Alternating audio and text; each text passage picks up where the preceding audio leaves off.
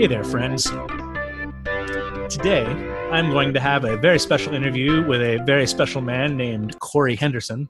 And you have heard from Corey before in the past. He presents us with commercials, updates on the Our Voice USA app. But today I'm going to talk with Corey Henderson, the man, and not Corey Henderson, the technical director for Our Voice. So, Corey, pleasure to have you with me today. Thank you. It's a pleasure myself. Fantastic. So let's dive right into the nitty-gritty. I know that you work in the tech field anyway, internet security kind of stuff, and you obviously do a fantastic job with the technical side of Our Voice USA, the meat and potatoes, if you will. I want to know what your take is, considering where we are today with it, on net neutrality. Oh boy, you are diving right into the meat of that. Well, so I'll start off with an analogy, because analogies seem to have more of an impact. Now, when you want to go somewhere, you have the expectation that there's a road. Yeah. And that you already paid for that road through your taxes, and that you aren't restricted on driving on a particular road for the vast majority of things. And sure, there are some toll roads and there are some restricted roads, but 99.99% of the time, you are allowed to drive on a road. Yeah. Now, imagine if a non-elective body suddenly decided that all roads in America are toll roads. Every last one of them. Whoa. What would that do to the economy? I would say at first it would stop people from driving on those roads any longer. Yeah, exactly. It's like, it's like you can afford to drive on the freeway because you're upper middle class or rich person, and you can't afford to drive on the freeway. Oh, I guess it's going to take you 3 hours to get to work. You can't have your job anymore because it's too far away. You just can't spend that much time in work. I guess you just lost your job. Yeah, or going into debt just to be able to get to work. Oh, right. So it's a paradigm shift in infrastructure. We have a precedent of an expectation that roads are open to the public, and we have that same expectation of the internet. Yeah. That the moment internet service providers, the road makers here, if you will, suddenly are able to charge you more for certain things, it's all going to go to hell. And that's really the long and the short of it. Yeah. Now, I hear New York State, I think, or maybe it was just New York City in California, they're passing laws that are changing the rules about the way they view net neutrality to maybe curb what the FCC is trying to do. Do you know much about what's going on there? I don't, and I apologize. I'm not up on the latest of this particular issue. All I know is that there's something going through the Senate to reverse the FCC's decision. What I understand of that is that that's going to happen June 11th. The decision is supposed to go ahead and take effect then, the FCC decision. And the bill that's moved through the Senate now has to go through the House. And the long shot is that Trump would actually sign it when it finally makes it to his table, if it passed the House. And it will likely pass the House if they can get that vote in before the elections go through. So it's kind of a big, giant time bomb, so to speak. And on top of that, what I've learned about these two big states is that they're basically holding standard the current rules of net neutrality in their own states, so that when those companies try to sell under their new guidelines with the FCC, they still have to get restricted in those gigantic markets to what originally was set in place. So that almost nullifies what they could do to other people. Maybe the Midwest would get screwed over, but cities surrounding these other large areas, I don't know why they would shift in price dramatically, like everyone's worried about, Oh, I'm sure it still would happen. And it's not going to be all at once thing. It's not going to be come June 11th, suddenly we're all fucked. Okay. But it's going to be unless some action is taken in the next year, I guarantee you that in 4 or 5 years, we're all going to suddenly realize, okay, what the hell, where did this all go wrong regarding our connectivity to the internet? Ooh, and that would probably seriously affect groups and companies that are for non-profit, right? Oh, absolutely. And it will affect disproportionately the poorest among us because I like to call corporations the corporate machine. And that has a certain context that's carried with it. And let me clarify. Corporations are designed to do one thing and to do it well, and that's to make money. And It's to make money no matter what, and any barrier that is in its way, it finds a way around, and it tears down barriers. And whether that's good or not is a political ideology, but that's what a corporate machine is it makes money. And oftentimes we see the corporate machine rolls right over the less fortunate. Yeah. And it's not that the corporate machine is rolling over the poor because it's evil, it's rolling over them because it was designed to do that, and that's just an unfortunate consequence. Now, we as people need to identify things that are bad that come out of society and try to fix them, which means you make laws to prevent the corporation from doing the bad thing, right? And net neutrality is put in place so that everyone has equal and open access, and that the poor aren't disproportionately affected by what these ISPs decide to do. Now, have this repeal of net neutrality go into place on June 11th, then the steamrollers are going to get fired up, and they're going to start, rolling down the internet highway and pushing aside the people who can't afford to be there. Yeah. Wow. So, well, I'm not looking forward to that, but I am still ever so slightly hopeful because of all of the action taken by people in the industry that know what they're doing, thank goodness, and are able to figure out ways around this so that we might be able to one-up them, so to speak. Yeah.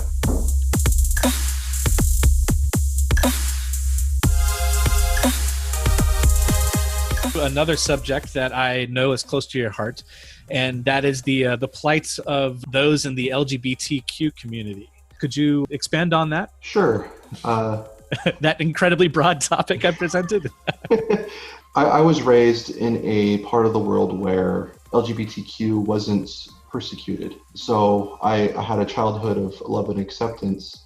So even though I was raised in the Mormon faith, I didn't have the hate that LGBTQs drilled into me as hard as it is into others who happen to be Christian or what have you. Oh, wow. And would you attribute that to Mormonism being open and accepting, or just your family being open and accepting Mormons? No, neither, actually. Oh. But my parents always, taught me about love and acceptance, and never really talked about homosexuality. Because they like to ignore problems. So, if there's a problem, it's let's just not talk about it. I see. Yeah. So I wasn't actively taught that it was bad, and I was actively taught love and acceptance. And in my community, many of which were not Mormon, it was, LGBTQ was just a thing about you. It was nothing special. I have to say that's still not a bad way to go as far as showing people are equal instead of trying to point out perceived differences and stuff like that, But anyway. So I have 4 children. 2 of them are in that realm. My older son, for a long time, said he was gay. And he doesn't anymore, but he said he was gay, and okay, cool. Nice to know. And I was prepared to, have him bring a boyfriend home. Right. Now it turns out that he's not actually gay. He's metro, if that's the correct word. The metrosexual, that more of a style of portraying yourself rather than a sexual preference. He's fashionable. He cares about how he looks. There you go. He likes girls, though. I see. Sometimes when you're young, you don't fully understand something, so you make a declaration, and then later on realize that, I wasn't quite right. Anyway, so there's him, and then there's my other child who is trans. From an early age, we realized that he was trans when he was 5. But after that point of realizing that, looking back, there were signs as early as age 3. Interesting. So born female, but identifies male. And a lot of it's like when he told us when he was 5 that I'm not a girl, I'm a boy, and suddenly a lot of things started making a lot of sense. I didn't have any resistance to that. It's like, well, you're my child, boy or girl, I love you. And there are a lot of people who are like, oh, wow, you're such a great dad. And I almost had to stop myself from being like, well, of course I'm a great dad. Why would I be anything else? And my wife would, honey, just take the compliment. Because I guess sometimes you don't really realize how crappy the world can be. Yeah. And when people say that I'm a nice dad, it implies that I could have been crappy. Anyway, So I can see how you might take that the wrong way. Yes, I understand. So I very quickly, through the help of my wife, got over the fact that people would say, "Oh, wow, you're such a great dad." Thank you for your compliment. They're just comparing you to the sea of dirtbags out there. Exactly. Yeah. So that was when he was 5, and he is now 9. He's almost 10, actually, and has pretty much to the point where he will have identified male openly longer than female. And let's face it, the first 5 years of your life aren't very memorable. So No. he's basically been male his whole life. Yeah, that would make sense. And we've got really lucky because even though we're in conservative suburb of, red state Utah, the school has him on file as with his male chosen name and as male, even though legally still on his birth certificate, we haven't changed that, is listed as female. Right. And there have been some situations where, like at a hospital, maybe one particular nurse, but the vast majority are very accepting, but maybe every once in a while there's a nurse who is being a dirtbag about it, and that's when the Papa Bear comes out and explains to her that you can deal with it, or we can find someone else to take care of him. Wow, you're such a great dad, Corey. Thanks. So yeah, that's why I advocate for the LGBTQ community, because I not only haven't had a hate for it ingrained in me, I have people in my life personally that identify that way, and it's all kinds of unfair to judge or treat someone differently simply because you don't understand what it is they're going through. And that statement can be said about a hell of a lot of things, but I digress. Yeah, that statement can be said for anything you don't immediately understand, or anything that you've been told you're not supposed to like, or you're not supposed to dislike, for that matter. I really can flip it upside down there. Now, there's a pending article. I believe you wrote it a couple of years ago. It showed up on Facebook, where you addressed the government of Utah. Yeah. So on this topic, a year or two ago, there was an anti-discrimination bill going through the Senate, the state Senate, and basically adding transgender to the housing laws, because at that point, it was still, you could still be kicked out of an apartment if you were trans. Oh my God. And it's like, okay, this is the 21st century. Come on, let's protect our people. Yeah. And so one of the Democratic senators, surprise, surprise, who invited us, his name's Senator Jim DeBacchus, invited me and my son up to the Capitol to talk about this a little bit. And it turned out that I didn't really get to talk at all, but he gave a little speech and said, "Here's Phoenix, he's trans."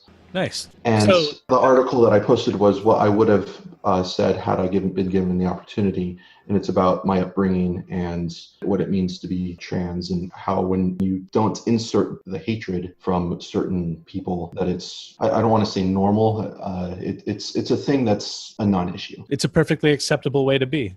Right. Yeah. And now I don't think that my presence there changed anyone's mind in particular, but the anti-discrimination bill did pass the Senate. I was very happy. That's good. We still have a long ways to go, but progress was made. Wow. Okay. Interesting stuff. Well, hell, you've left open the segue. Speaking of politics, I also happen to know that you had been a Republican for quite a while, and now I believe you tout yourself as a socialist.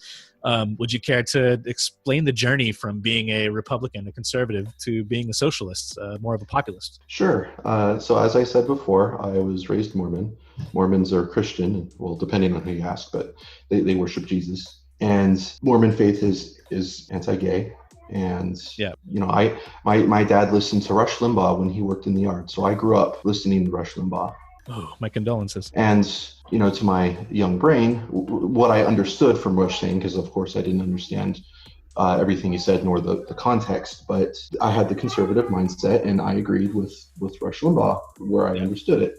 And my dad would talk about lower taxes, so that's the trickle-down economics, and me not having taken any economy classes or economic classes. I'm like, oh, okay. Yeah, you human nature is to believe the first thing you are taught. Yeah. So I entered adulthood as a conservative Republican. Now, I guess you could say the start of me exiting conservative republicanism is, because I grew up in Hawaii, and that's where trans is normal is their culture is the term is mahu, and it's kind of a pseudo. It's if you're gay, you're mahu. If you're trans, you're mahu. It's a little ambiguous, but. Yeah.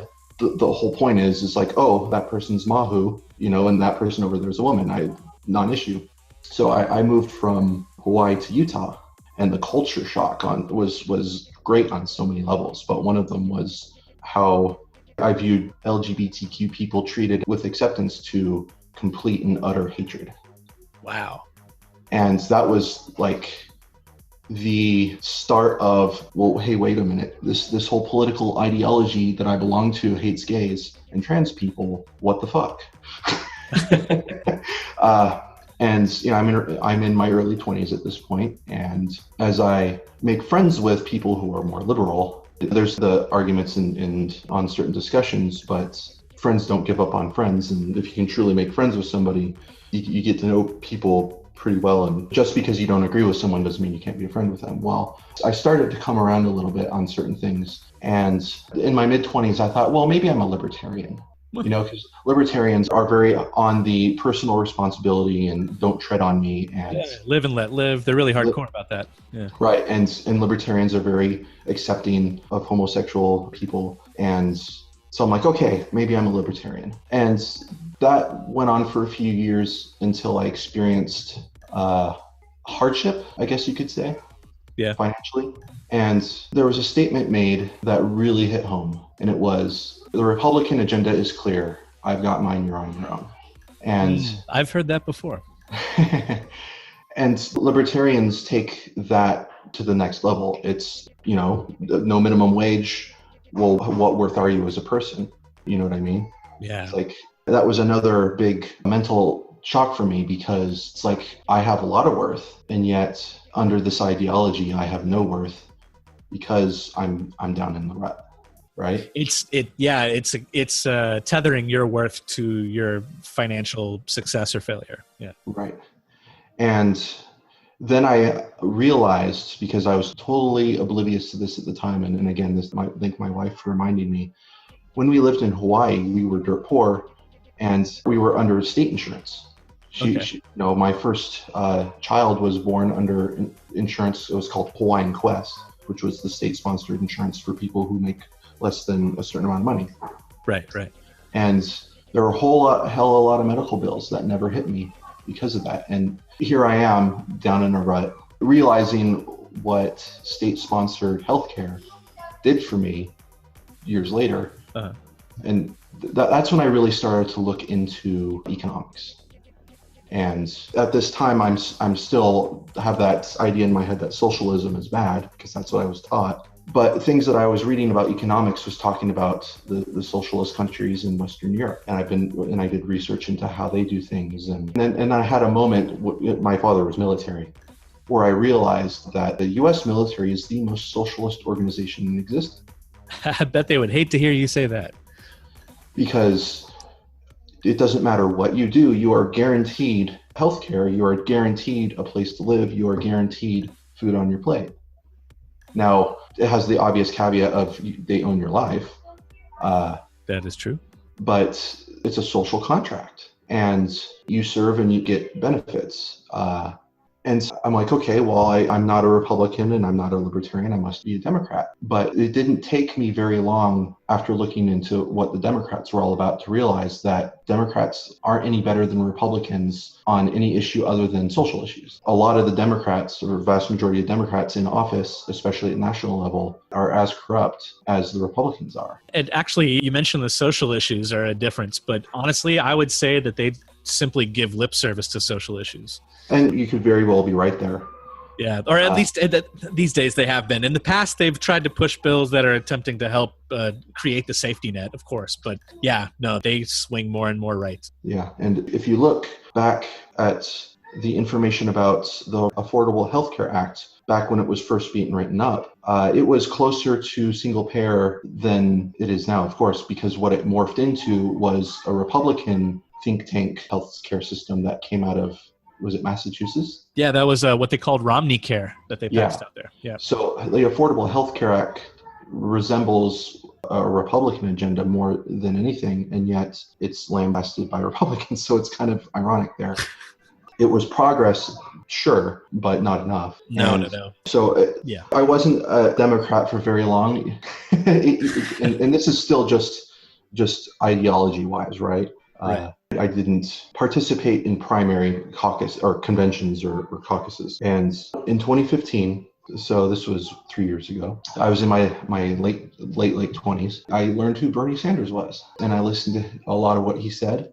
And I went back through and watched videos from when he was first mayor of Burlington and all the way through his whole political career. I'm like, wow. A couple of things I noted was A, the guy has never changed his message, and B, what he says makes a whole lot of sense, and C, what's up with the media and the way they treat him. Exactly. And that's when I started to, I've had this seeding suspicion of WTF over lobbyists and political donations from corporations throughout my young life. And I'm like, how is that not corruption? But I didn't quite put it in those words. And it wasn't until I started looking at Bernie Sanders has been saying for the past 40 years that I put my hand down. I'm like, you know what? This is corruption. The way our government works is corrupt. And Citizens United, in the Citizens United decision in 2010 was like the nail in the coffin for any democracy we had left. Yeah. And it didn't start with that. It started much sooner. It's just that was the nail in the coffin decision. And I'm like, wow, okay, so I agree with Bernie Sanders. I've mentally exited conservative and libertarian ideologies. Yeah. I'm much older now and think things through more, and I have greater patience to look at this stuff. I'm a socialist, a democratic socialist, as Bernie calls it. A democratic socialist, yeah, right. Have you looked into any other styles of socialism? Yeah. So I guess my real question is, how does democratic socialism stand out to you in comparison to other forms that have existed in the past?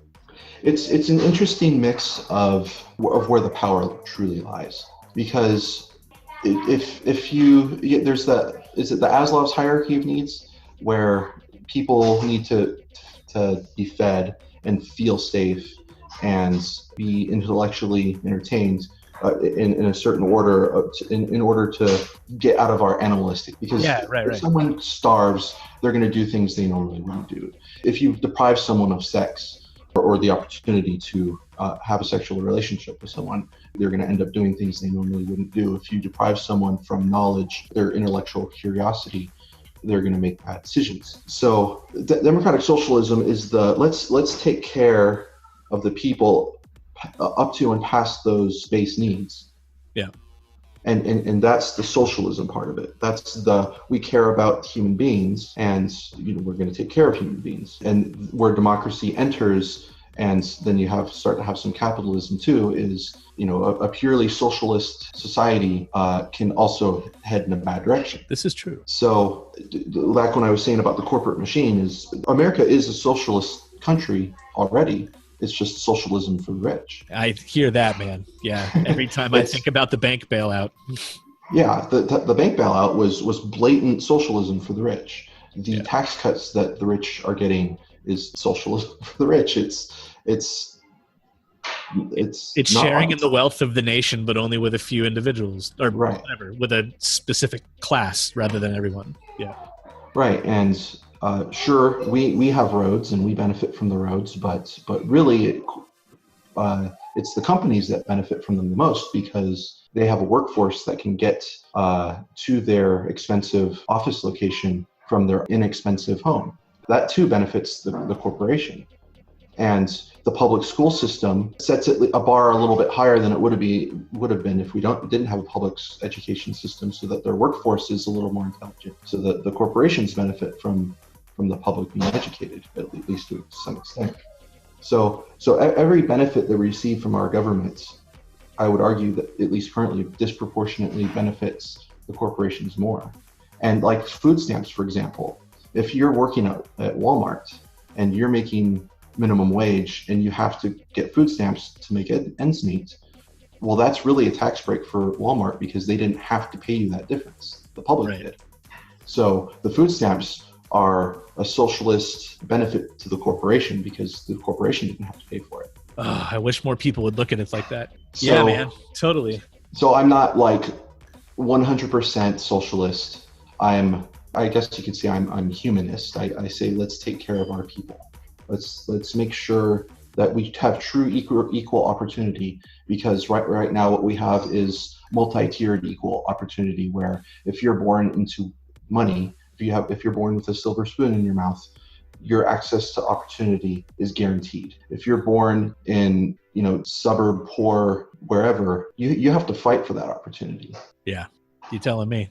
And you can also say people born with that silver spoon in their mouth, they can fall to the bottom, but it takes a whole lot more effort for them to. There are so many extra safety nets built into the fact that they have access to money that they can walk away from all sorts of things that other people end up on probation for years, or they end up in jail for it. Yeah. And my trans child had some issues and had to be hospitalized, and I have good insurance. I wouldn't consider myself rich, but I'm pretty well to do, and I have good insurance, and he's happily humming along his childhood at the moment. I can totally see someone who didn't have the quote unquote good insurance, who couldn't afford to have them that time in the hospital, take a totally different path. Yeah, totally. And not the good kind of path.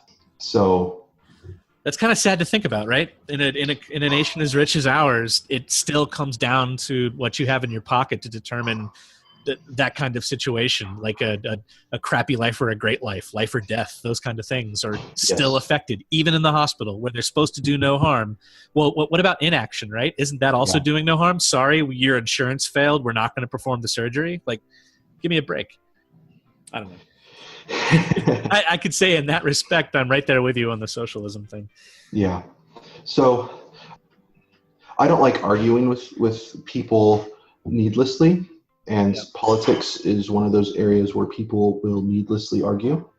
So my whole approach to politics in general is very secular and very civically minded, because at the core, I don't care that you have a different opinion than me. I just want you to be honest and to not be deceptive, and to work it out. Because even though we can disagree on one issue, we can agree on others. And I'm not going to let you argue with me needlessly, which means I'm not going to push you to the point of arguing with me. You know what I mean? Yeah, totally. And my boss, in fact, multiple bosses that I've had, all say that I'm a very likable guy. It's because I withhold certain criticisms and certain arguments, because the value in cooperation is, I find far more value in cooperation than taking control. And I guess that goes back to my whole socialist kind of thought, is the whole is greater than the sum of its parts when it comes to us working together. That makes sense. And that's the most humanist way you could approach life, I would have to say. I mean, that there is none of this society without collaboration and cooperation. Yeah. And there's a fellow who is running in my district for state house. Oh yeah, you want to give him a plug? Not really. He's running as a Democrat, and I sat and talked with him for a while, and he basically was like, "Oh, so you're very, very staunchly nonpartisan?" And I said, "That's right." And he does not want my support because I'm nonpartisan. That's amazing. I'm like, why wouldn't he want your support regardless? Because apparently my approach to things is a threat to certain people, apparently. That so sounds like his political money talking instead of a person who wants to represent his district. Like, if you're going to represent all these people, you realize you have to represent people that don't necessarily agree with you ideologically. So if you get the majority of the vote, great, but there's still 30%, whatever, that are out there that don't want you to do what you're doing, and you still, as a good representative, need to listen to them and try to work out deals where something happens to help their interests out as well. Well, that's not how politicians, or at least most politicians, think. Unfortunately, hell no, it's not.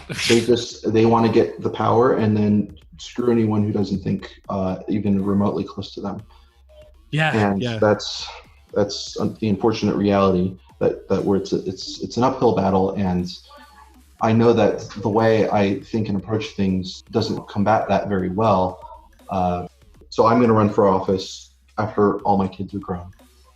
So I have until then to figure out a strategy. How do I keep my civically minded, secular approach and make that a successful thing in a campaign? You would likely campaign in Utah too, correct? Yeah, that's where I live. Okay. Yeah, I've lived here for over 10 years, and I have no plans on leaving. And in fact, someone asked me once in regards to my trans child is, why don't I move to a more accepting area? And my response is, well, how is this area going to be more accepting if all the LGBTQ people leave? The man likes a challenge, and I agree with that philosophy totally. And it's not that I see it as a challenge. It's that I'm going to stand up for myself, and I'm going to explain my humanity. And if you are so far removed from humanity that you still hate me, then, well, you've revealed your true colors. Good for you, man. That's a lot of strength. Right? Hey, you're such a good dad. I appreciate that. Thank you.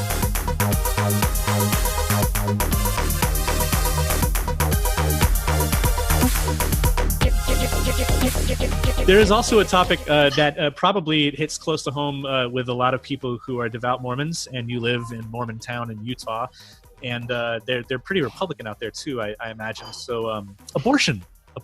How do you feel about abortion? What is your take on that whole issue there? Ooh, that's possibly the most polarizing issue there is. That is true. So I'm a pro-lifer, but in a capitalist society, I'm pro-choice. Interesting. So you've taken both stances and given a caveat for one. How about you explain why you're pro-choice in a capitalist society, but otherwise would be pro-life? Well, I don't see myself as taking both stances. Okay. And let me explain. Yeah.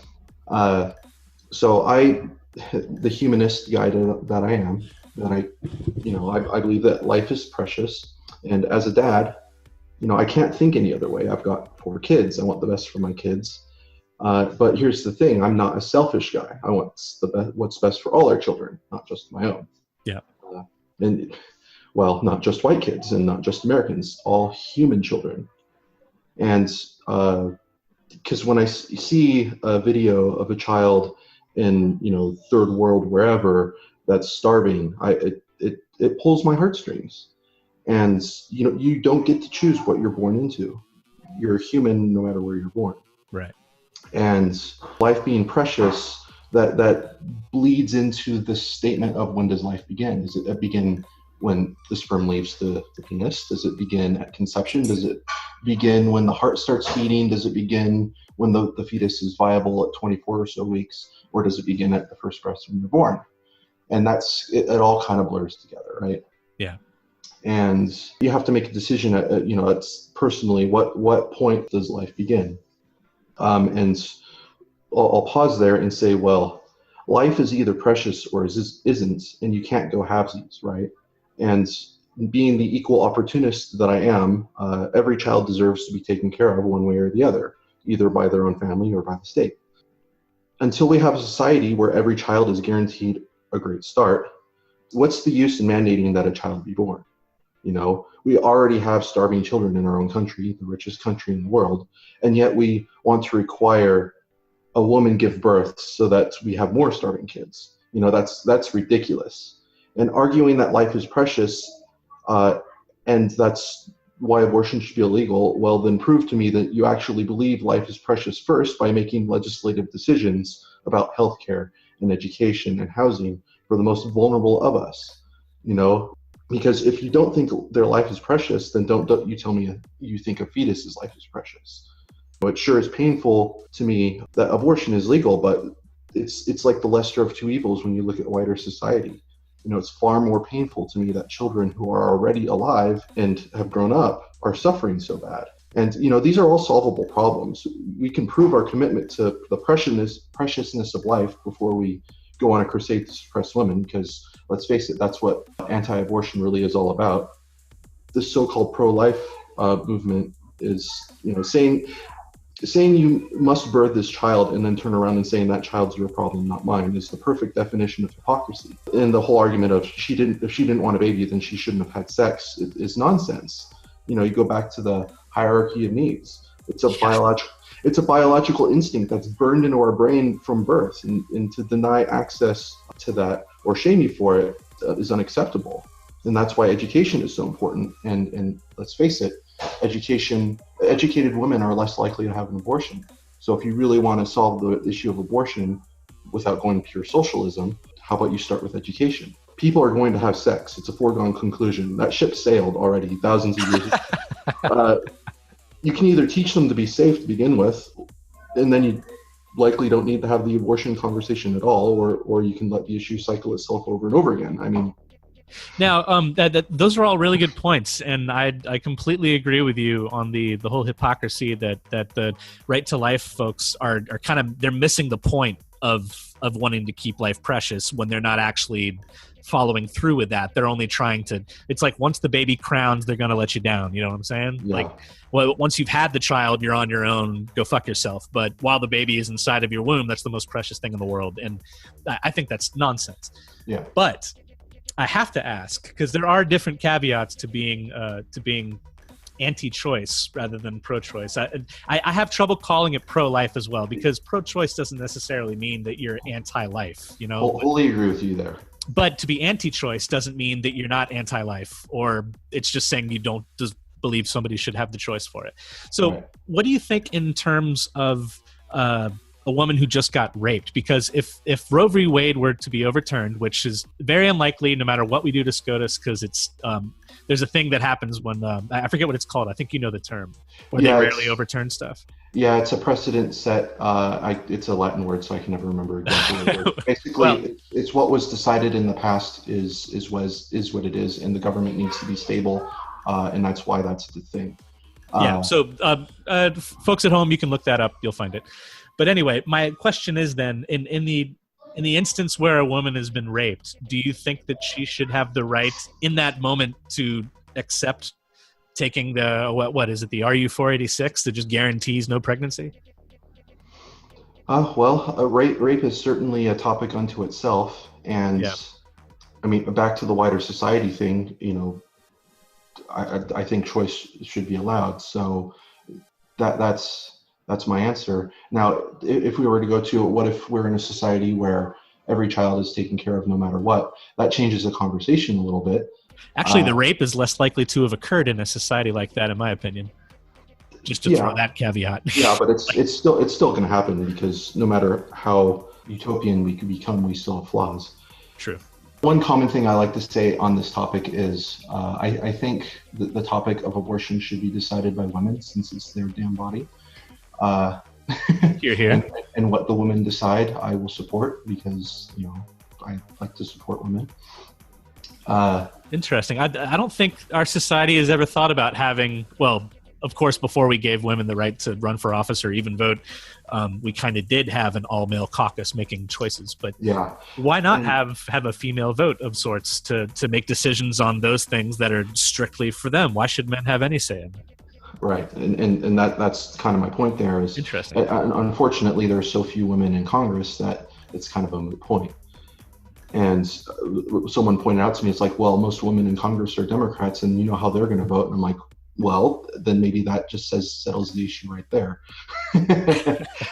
So rape is awful, and if I were even more so anti-choice, I think rape is kind of one of those asterisks of, well, that horrible thing happened to you. No, you shouldn't be burdened with a reminder of that event for the rest of your life. Okay. And one more hard one. Feel free to avoid answering it. The life of the mother. That's another big one that people go back and forth on. Oh, yes. I previously stated that life that's currently living is more valuable than a fetus. And I think that's to abort the baby to save the mother's life is a perfectly legitimate medical decision.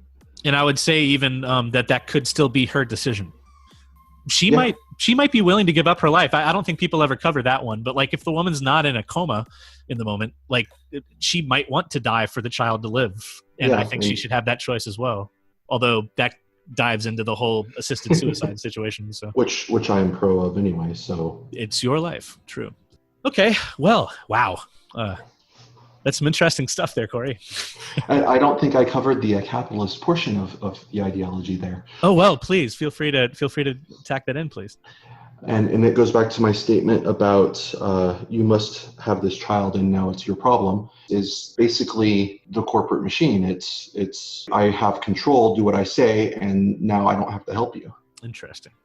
So anyone who's anti-choice, you have to wonder what their real motivation is. And I know there are a lot of people who believe to their heart that abortion is murder, but I guess I don't see it the same way they do on that level. And maybe that's why I allow myself that wiggle room of wider society being more important. I think that might be the crux of the issue, is where you're able to draw the line. I see. I think a lot of people's views might be a little bit different on certain specifics if we lived in a society where we knew children and mothers were going to be taken care of no matter what the circumstance. And I guess that would be a debate for that time if we ever get there. Exactly. And that's why I always have to come back to, like, well, I'm pro-life at heart, and I feel for you and why you think you're the way you do. But at the end of the day, I believe wider society being more important. Yeah, that makes sense.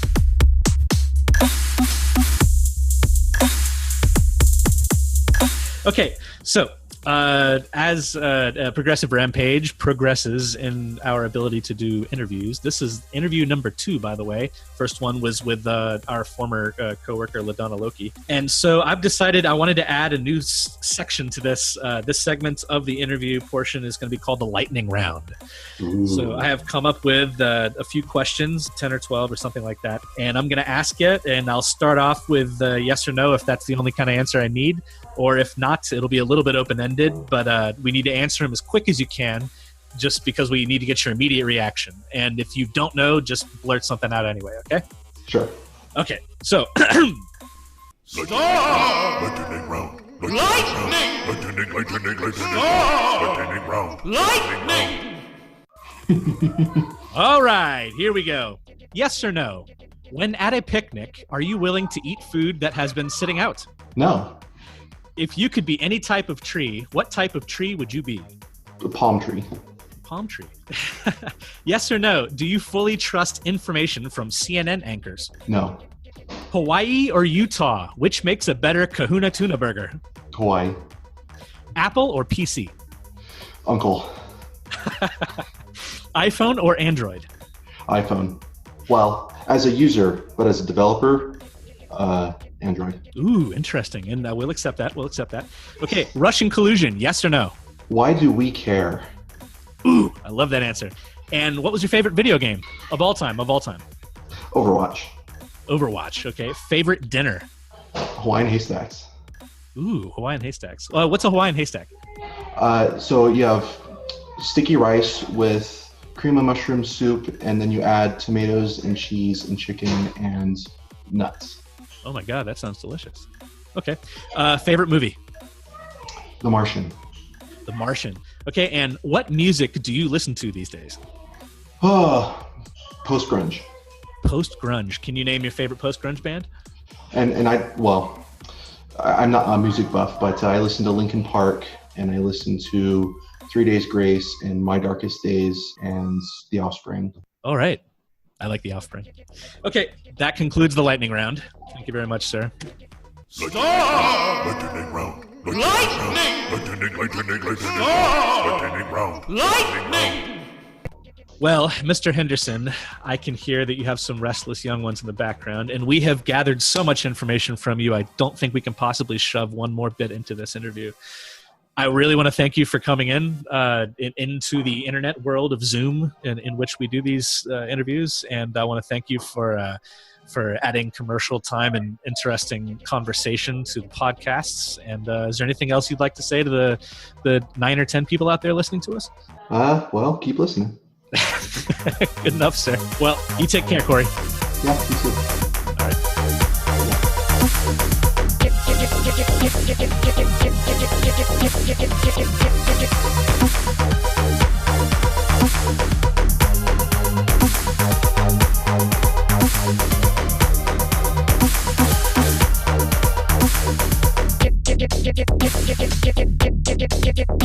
Get